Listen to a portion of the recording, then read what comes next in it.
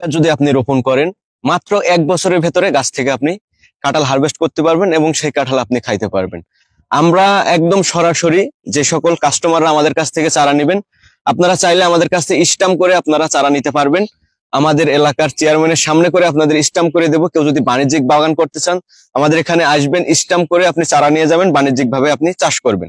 আমরা যে গাছটার গোড়াতে বসে আছি দর্শক, এটা হচ্ছে একেবারে চেকন একটা গাছ। গাছটার বয়স হচ্ছে আপনার মাত্র 8 মাস বয়স। আমি যে 8 মাস একটা গাছের গোড়ায় বসে আছি, সেটা কিন্তু আপনারা গাছ লক্ষ্য করলেই বুঝতে পারবেন। আসলে গাছটা কিন্তু একেবারেই ছোট, এবং এই ছোট গাছে আপনারা দেখেন একেবারে মাটি শুয়ে কাঁঠাল ধরে আছে নিচে। একটা, দুইটা, তিনটা, এখানে 3টা কাঁঠাল আছে। আবার এখানে যদি আপনি দেখেন, তাহলে এখানে দেখেন একটা বড় কাঁঠাল, এখানে আরো কিন্তু কাঁঠালের নতুন মুচি আসছে। গাছটা কিন্তু একেবারেই ছোট। এটা হচ্ছে আপনার গামলেস কাঁঠা বলা হয়। এটা হচ্ছে আপনার আঠাবিহীন যে কাঁঠাটা, এটা কাঁঠাল।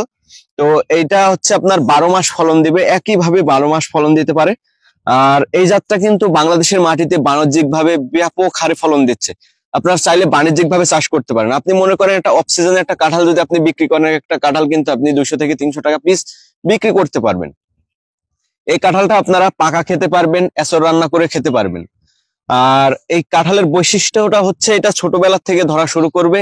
আপনার গাছ আস্তে আস্তে যত বড় হবে, তত কিন্তু এটা ফলন বৃদ্ধি পাবে। আপনারা প্রথমত যে 1 বছরের মাথায় যে ফলটা পাবেন, এক একটা গাছে দেখা যাচ্ছে আপনার 4টা থেকে 5টা কাঁঠাল এরকম আপনি ফল পেতে পারেন।